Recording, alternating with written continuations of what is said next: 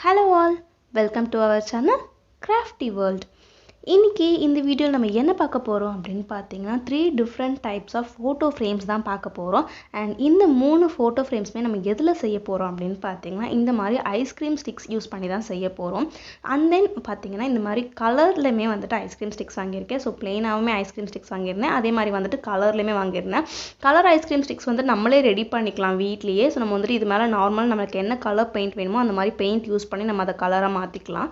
நான் வந்துட்டு ரெடிமேடாவே வாங்கிக்கிட்டேன். இப்போ நெக்ஸ்ட் நம்ம என்ன பண்ண போறோம்னு பாத்தீங்கன்னா இந்த ஐஸ்கிரீம் ஸ்டிக்ஸை வந்துட்டு நம்ம single sticks of photo frame மாதிரி செய்ய ட்ரை பண்ணோம் அப்படின்னா ரொம்பவே தின்னா இருக்கும். ஸோ அதை வந்து நமக்கு திக்னஸ் லெவல் அதிகமாக இருக்கணுன்றதுக்காக இந்த மாதிரி ஒரு சைடுக்கு 3 ஐஸ்கிரீம் ஸ்டிக்ஸ் வந்துட்டு ஜாயின் பண்ணி நான் செட் பண்ண போறேன். ஸோ ஒரு சைடு வந்துட்டு 3 ஐஸ்கிரீம் ஸ்டிக்ஸ்னா ஒரு ஃப்ரேம்க்கு 4 சைட்ஸ். ஸோ 12 ஐஸ்கிரீம் ஸ்டிக்ஸ் வந்துட்டு நமக்கு ஒரு ஃப்ரேம்க்கு தேவைப்படும். ஸோ அதனால இது எல்லாத்தையுமே வந்துட்டு நான் ஒரு சைடு மட்டும் ஃபெவிபாண்ட் அப்ளை பண்ணிட்டு நல்லா ட்ரை ஆக வச்சிருவேன்.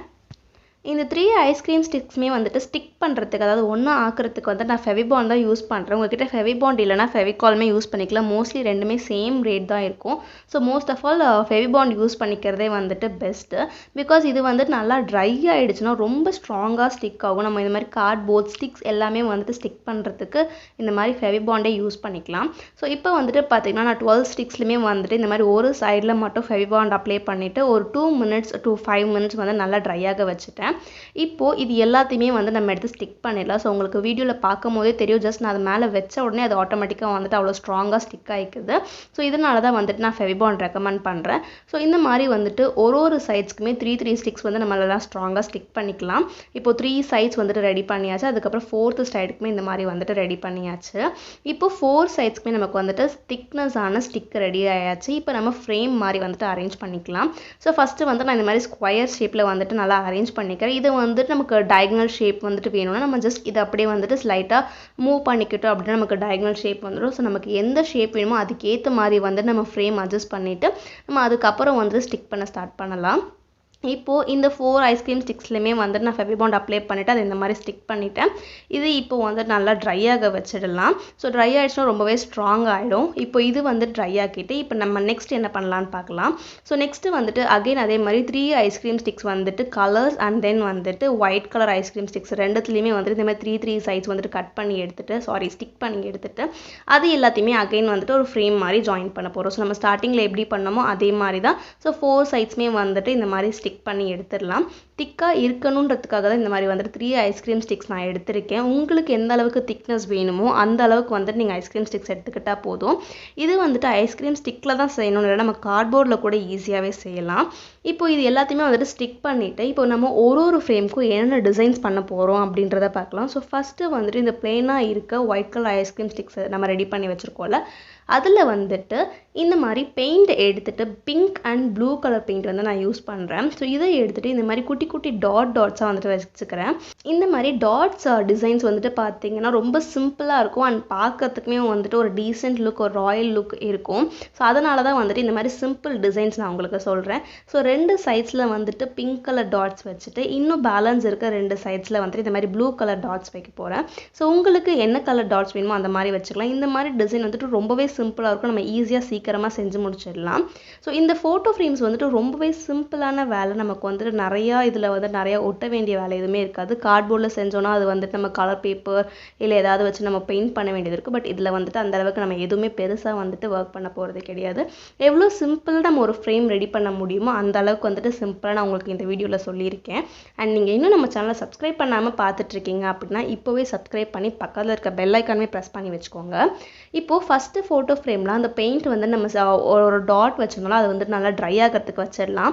ஸோ அது ட்ரை ஆகிற டைமில் இன்னொரு ஃபோட்டோ ஃப்ரேமுக்கு நம்ம வந்துட்டு ஃபெவிகால் 4 சைட்ஸும் அப்போ அப்ளை பண்ண மாதிரி அப்ளை பண்ணிவிட்டு நல்லா ஃப்ளாட்டாக அப்ளை பண்ணிவிட்டு அதுக்கு மேலே இந்த மாதிரி கிளிட்டர்ஸ் வந்துட்டு நான் போட போகிறேன்.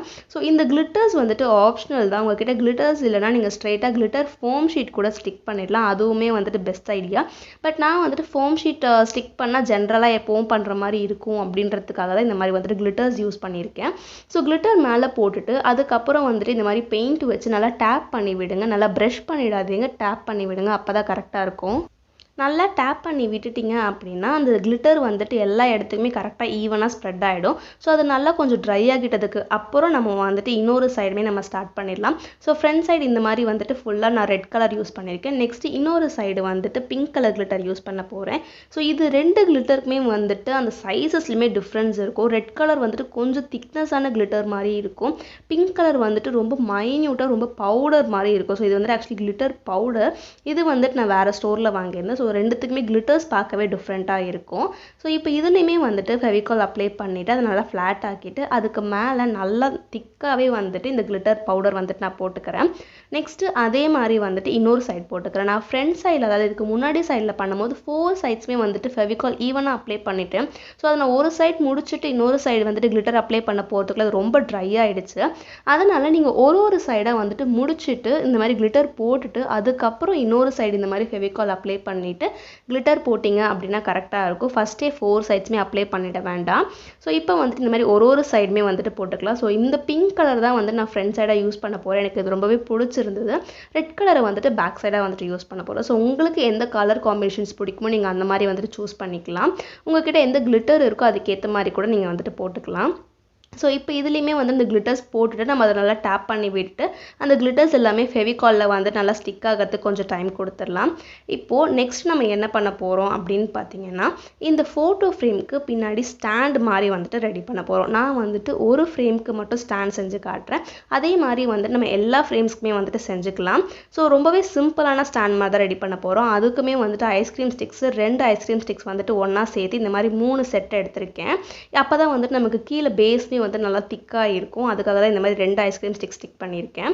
நெக்ஸ்ட்டு அதுக்கப்புறம் ஃபஸ்ட்டு நான் இப்போ செட் பண்ண மாதிரியே இந்த பேஸோட ஐஸ்கிரீம் ஸ்டிக்ஸ் இந்த மாதிரி 2 செட்டு வந்துட்டு செட் பண்ணிட்டாலே போதும். நமக்கு பேஸ் ரொம்ப ஸ்ட்ராங்காக நின்றுடும். இப்போ அது வந்து நான் கொஞ்சம் ட்ரையாக வச்சுட்டேன். அதுக்குள்ளே நம்மளோட 3rd ஃபோட்டோ ஃப்ரேமோட டிசைன்ஸ் வந்து நம்ம டெக்கரேட் பண்ணிடலாம்.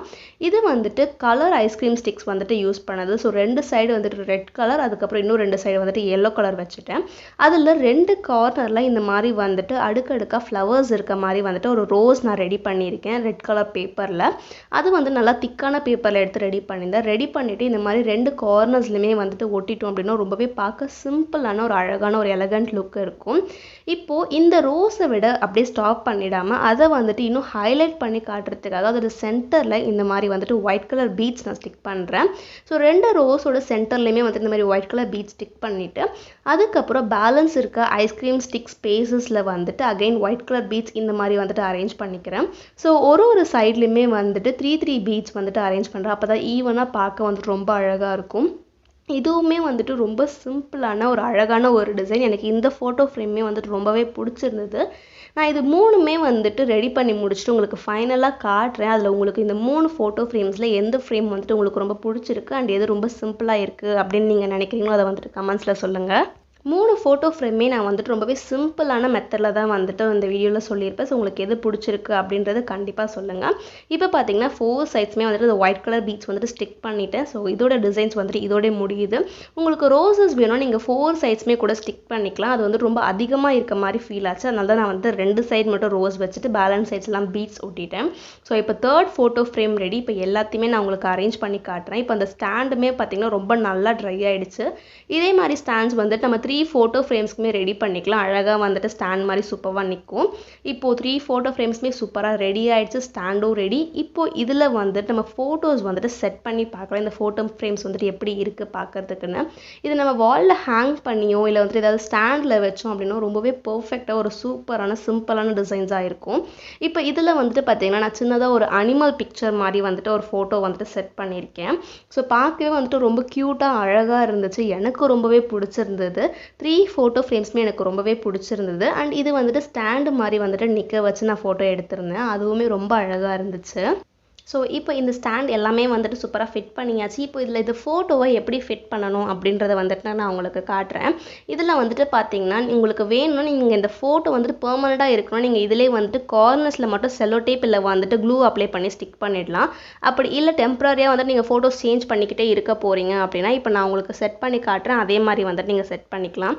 அண்ட் இந்த ஸ்டாண்டு வந்துட்டு நம்ம இந்த மாதிரி 2 சைட்ஸுமே வந்துட்டு யூஸ் பண்ணிக்கலாம். இந்த மாதிரியும் நிற்க வச்சுக்கலாம். அப்படி இல்லாட்டி இதுக்கு முன்னாடி நான் வந்துட்டு டாப்பில் நிற்க வச்சு காமிச்சல அந்த மாதிரியுமே வந்து நம்ம ஸ்டாண்ட் யூஸ் பண்ணிக்கலாம். ஸோ ஃபோட்டோ வந்துட்டு இந்த மாதிரி பாட்டம்லேருந்து நம்ம கொடுத்து ஸ்டிக் பண்ணிக்கலாம். ஸோ ரொம்பவே சிம்பிளான photo frames. And finally, thank you so much for watching this video. Bye bye.